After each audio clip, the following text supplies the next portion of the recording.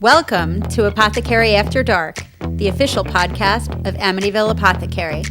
This is what real witches talk about when the doors are locked, the lights are low, and the incense is still smoldering. From spell work and shadow work to hot takes on hexes, healing, and everything in between, we're serving up magic, mystery, and a little bit of mischief. So pour a cup of your favorite libation, light that protection candle, and settle in. It's about to get witchy.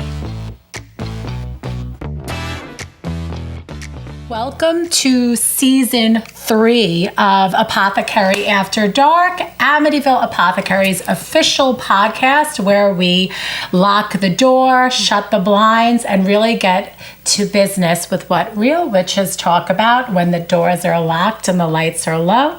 I am here with my partner in crime and business partner, Danielle DC, who we got today with us. Hi, guys. I am so excited. This season, we are inviting guests, and we have our very cherished and special friend named Ethony, who is a tarot expert, and I'm so delighted to have you here. Hi, Ethony. So, Ethony, you're going to be at Alchemy Academy, which when Season 3 airs is only a few short weeks away. Mm-hmm. So why don't you tell us a little bit about yourself, and maybe if people aren't aware of your incredible tarot decks and your books that we carry at the Athenaeum, what they can expect to learn from you at Alchemy Academy. Yeah. Okay, so I got my first tarot deck at 15 years old when I found basically the repurposed Wicca, very Gardnerian, very Cunningham, Alexandrian. And since then it has been a lifelong love affair with the tarot especially. And I have now what is it? I've written lots of books.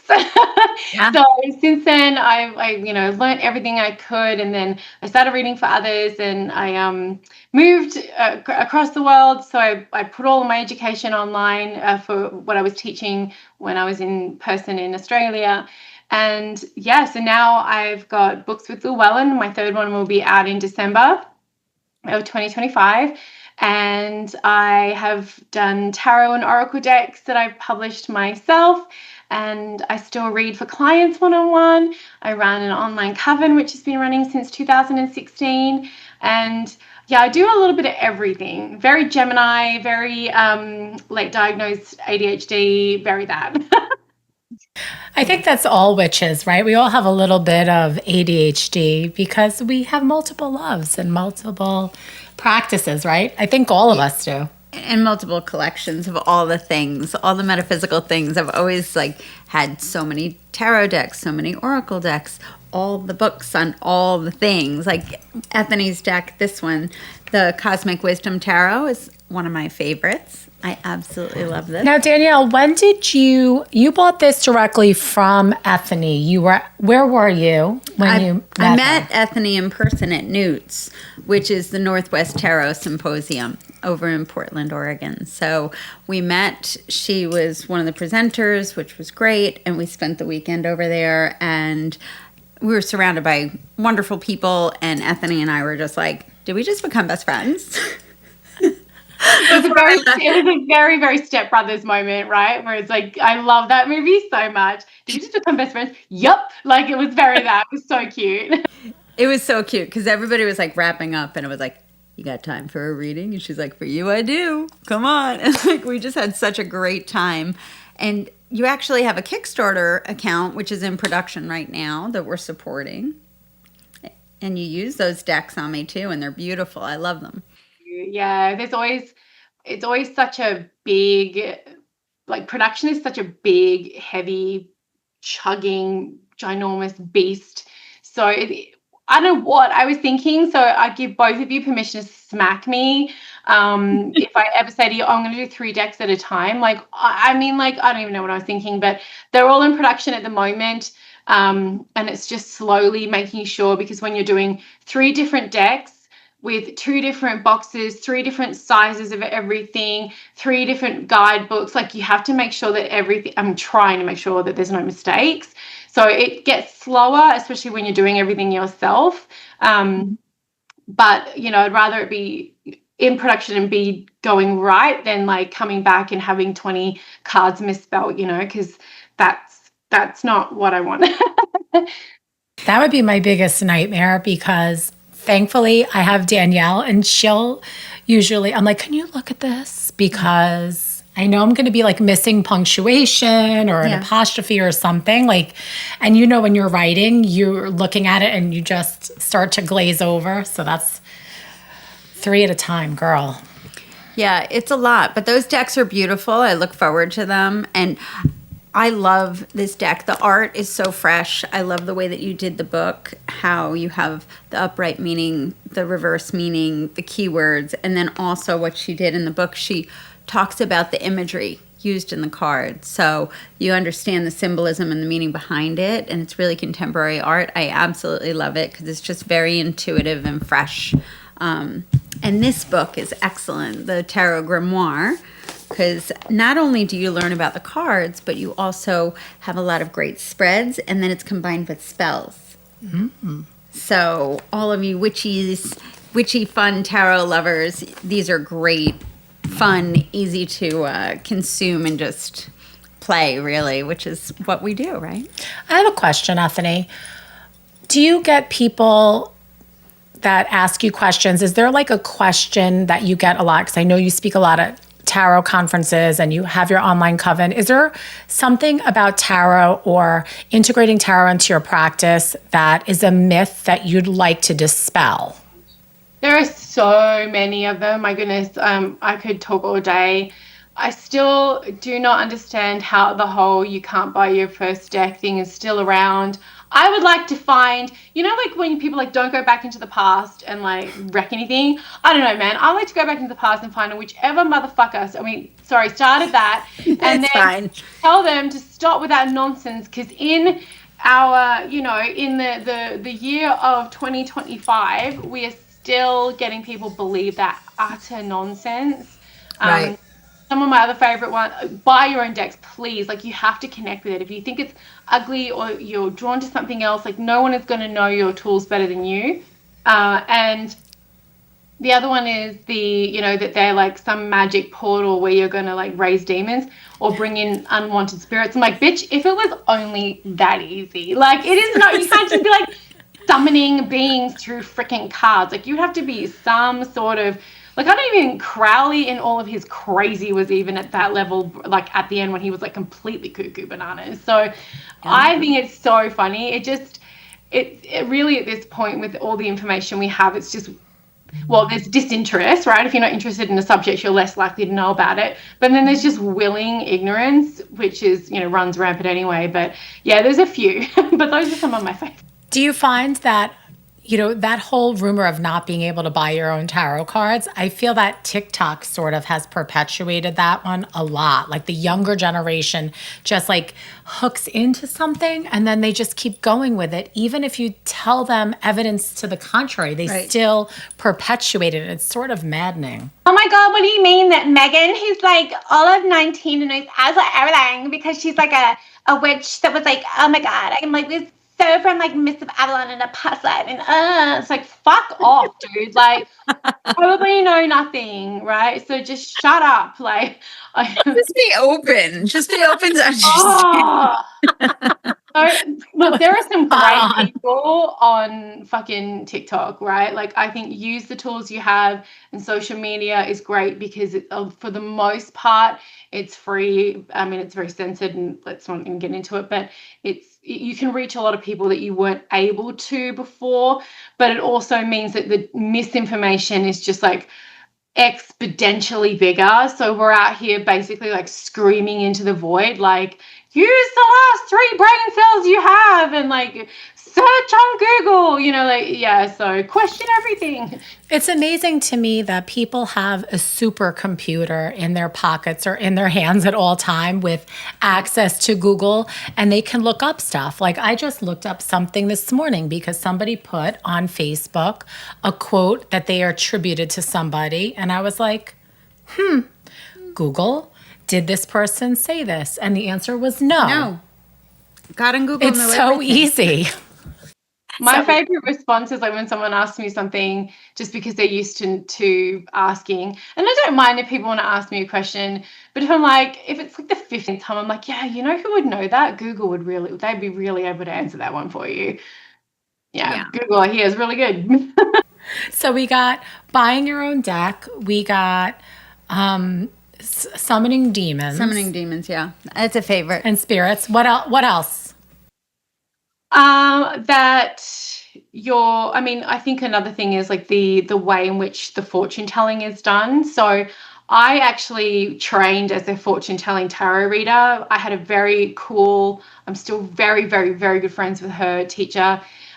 She's a very gorgeous, regal Gemini 6'1" woman who is also a Buddhist and a punk and a rebel in Australia. And so I was taught the divination, fortune telling way of reading cards, and thank God.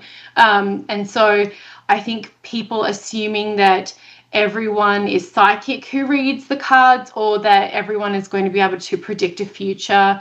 And then obviously you're going to bump up against everyone's belief, right? So you've got people who believe in a fixed or fated future or soul contracts, or that you're going to be here doing certain things. And then you have other people who are a lot more on the free will and chaos side of it. And then you've got a bunch of people who are in between. So one of the things I try to do as a tarot teacher and as a tarot author and a reader is put as much information out there about how I work with the tarot, so that there's no confusion if someone works with me as to what they're going to get, because not everyone reads the same way.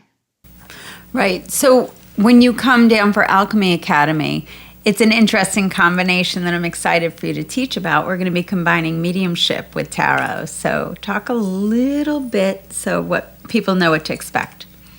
The mediumship and tarot for me happened really naturally and very randomly. So I have, just to give you a little bit of a backstory, so I grew up very open and very aware. I was able to see and sense spirit ever since I was a very small child. My little sister is the same, but I was terrified. I didn't know what to do. I didn't understand it. Thankfully, my parents weren't ultra religious. They took me to a really fantastic child therapist who actually dealt with a lot. She gave me like a tape of meditations guided meditations to listen to before bed, and I wore a specific crystal. Like I've still got the pieces of it in my treasure box. And so I was taught different tools as to how to. So my creative visualization was trained from a very young age as well, as a result from me having nightmares, my parents saying, okay, we need to go and see what we can do about fixing this. So I didn't get exorcisms and shock therapy, thank God. I got crystals and guided meditations, much better. And then when I started to train with tarot and in Wicca, and my teacher Gail said, well, you don't have to read mediumship readings. You don't have to read for spirit. Just because you can doesn't mean you have to. And that was like a light went on for me, because I thought, well, if I have this gift, well, shouldn't I use it? And she's like, no, you don't have to. So there's a really freaking cool story about a serial killer in Perth, and it's crazy, but like, I don't know if we're going to get time for that, but that's how she told me, like, you don't have to do that. And so I kind of went, cool, I won't do that. And then I was sitting at one of my very first psychic fairs. So I was doing lots of readings and lots of shops and things like that. But I did a psychic fair in Fremantle, Western Australia. And I was sitting there, and these two ladies sat down with me, and I saw a spirit behind them standing in. So they sat down. I don't normally do like tandem readings, but they were sat down and she was behind. And I asked, the mum went first, and I said, who's the other woman? And she said, what do you mean? I said, well, there's a woman standing in between you, behind you. She looks a lot like your daughter. She's blonde. And I was describing her, and she said, I don't know what you're talking about. I said, oh, okay, well, it's not normally that I see something, but you just got to keep going. And then when the daughter started talking, she said, that was my sister who died in a car accident 2 years ago. And so mum just couldn't put it into words. And I was like, oh, cool. Getting like things up my arm. But I was like, oh, shit. So that was a really good lesson in trusting what you're getting. And another one of going oh, I think this is going to be one of those things where it's just going to happen regardless for me. Because I was also working with spirit guides and all that kind of stuff. So the portal kind of opened for me, and I was like, oh, it's not as scary. And so I've always seen the interconnection between it all because of the way I worked with tarot very early on with my guides. And so for me, I love mediumship readings because there is such a huge way in which you can work with mediumship for your readings. So a lot of people don't get to say goodbye. A lot of people don't get to heal. And there's a lot of wisdom from ancestors that we never met. So when I I'm so excited to come to Amityville, and especially come to your amazing Apothecary. I'm going to share how to actually use the tarot for mediumship and how to trust what you're getting and how to know whether it is the actual spirit and whether it's your imagination. Spoiler alert, you have to be okay with it sometimes being an amalgamation of both, and how to work with it for yourself, your loved ones, and your clients if you're a professional. So yeah, I'm really excited. This is going to be so much fun because Alchemy Academy is October 11th and the veil will be thin. Yeah. And maybe we'll have some access and some insight that we will make things a little bit easier for us to get some spirit messages. Right around the season of Samhain, which is great. So we're so excited for you to come down and spend time with us. And even while you're here, you're going to be doing readings too. So Ethony's going to be available for one-on-one readings if anybody wants to book those. And we can share more details about all of those services. That will be through shop amityvilleapothecary.com. Ethony will be up in bookings, and you can access her services there, because we also limit readings to 15 and 30 minutes when we have guest readers, because even though regularly we offer 45 minutes and an hour, when we bring a guest in, we're trying to be fair and make sure everybody could see our visiting guest reader and not be a little bit of a, reader hog. Well, you have limited time here in New York. I mean, unless you want to extend your trip and spend more time with us. I mean, I'm not opposed to it. I absolutely love New York State. So it's one of my favorite places to go, and Amityville has been on my bucket list for a really long time. So I'm not going to be in a mad rush to get out of there. So I'm sure we can figure something out, because I mean, the veil being thin is always super fun, but I also find that it's just, especially if you're getting a bunch of people in and doing ritual and being very intentional, and everyone's got their people with them and their spirits with them, it tends to be popping off anyway. So it's going to be really cool. So excited. Yeah, no, it's a really special day, so I'm so excited for you to be part of it. So any closing remarks or comments that you have about the practice or tips for our listeners? Yeah, so I think one of the things with learning your own special source or your own superpowers with tarot is to be really open to as many different ways to dive into the meanings of the cards. Be really open with fucking up. The amount of times where I have students and people who want to go pro, and they're like, what if I get a prediction wrong, or what if I say something that's wrong? And it's every profession, everywhere in the world, no one is 100% all the time. there are so many moving parts when it comes to people's lives as well. You can only do what you can do with the information you have and with the best of your integrity. So any reader who's like, oh, I'm 100% correct all the time is full of shit. And so you're going to get it wrong sometimes, and that's okay. You know, like I've had predictions where that I've had like 80% of it right, but I've had the wrong month, or I've had something else. I'm like, damn, man, for a prediction, that's pretty fucking good. Like, I'll take that, like, any day of the week. And so practice, obviously, as well, but try lots of different things and work with different decks as well, because I didn't love the original Rider-Waite-Smith. I do now, with the very harsh colors. There's a reason why they are those harsh primary and secondary colors.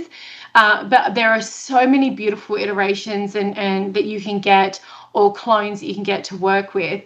But now I also really love that as well. But there have been decks where I've gone, oh, this isn't my normal art style. Like, I wouldn't necessarily hang this on my wall, but holy shit balls, has this ever like reached into my brain and like tickled my brain pickle, and is now my intuition is going bananas, you know. So because it is a symbolic language, it is a language of body language and relationships and perspectives and color. And so don't be afraid to like play around with different things, and practice as much as possible, because nothing is going to give you the confidence and let you know how you like to read, what's your sweet spot, what kind of clients you want to work with, what kind of readings you're really good at, more than practice. You got to pick them up. You got to pick the deck up. So we usually pick up the deck and do a reading for the collective. Do you have a deck by you? Do I have a deck by me, babes? I've got like 60,000 decks by me. Are you kidding me? You're in my workspace. All right. So Danny's going to use your deck, and I'm going to use the Smith-Waite and the Chin because I have child's hands. Okay. Well, I'll find another one then, and we'll get that. What one do I use? She's like, oh, what do we got? Okay, I've got one. I know what I'm going to use. All right. So we usually pick a card for the collective, and then we each riff, put it together. So let's see what we got. A little word of wisdom for our people. Sorry, it's like making that rattling. Of course, it's the most appropriate part. It's the fucking the bad shuffling just continues. It is, isn't it? It's a fucking tower. No, it's not. It's not. It's actually 3 cups. 3 of Cups. It's 3 of us all having a little celebration. We're the 3 best friends that have ever been. That's way better. I mean, literally, we have cups raised as we're dancing around the feast. And I have cup. Like, hey, stay hydrated, witches, bitches. Yes, very important. Stay hydrated. Okay, I like mine too. And stay well rested, because that helps with your intuition as well. Oh, I like mine too. What you got? 3 of Pentacles. There we go. Okay, so this feels really apropos because I got the Magician. So I feel like the Magician's going to stand in between the 3 of Cups and the 3 of Pentacles to like enjoin all that energy together and like harness it with his little as above, so below. Don't you think? Oh, teamwork makes the dream work, and Alchemy Academy is bringing it all together. So yeah, and then you've got like what I love about that too is that the Magician tends to, the Magician being very mercurial and very masculine in the alchemical sense, then you have the 2 more feminine elements in the water and the earth of the cups and the pentacles. It's like bringing all of that air and fire down in order to build skill and collaborate, and then also celebrate too. So that's really cool. I like that. Such a good omen for the upcoming Alchemy Academy. So you all go on the website for Alchemy Academy, which is Alchemy Academy School, and you can use code Alchemy VIP if you listen to this podcast to get 11% off your ticket for the day. And we hope to see you all there. As always, if you have any questions for us, you can find us at Amityville Apothecary in all the places. Make sure you give us a follow on all the social medias. Our website is shopamityvillapothecary.com. Alchemy Academy's website, again, is alchemyacademyschool.com. And Ethony, where can they find you? You can find me at ethony.com, which is ethony.com, and at Ethony at most things like YouTube and Instagram. And my academy is tarotreadersacademy.com. So if you find Ethony then you'll find my links and stuff like that. Awesome. Absolutely. Thank you so much for joining us, and we'll see you in a couple of weeks. Can't wait. We adore you. Thanks for spending time with us. Love you. Bye. Bye, guys. We'll see you soon. That's all for tonight, witches, but the magic doesn't stop here. Be sure to follow Apothecary After Dark wherever you listen to your favorite podcasts. Leave us a comment or review. We'd love to hear what's stirring in your cauldron. And you can always find us at shopamityvillapothecary.com or at Amityville Apothecary across all the socials. Until next time, keep your wards up, your wands at the ready, and your spell work sharp.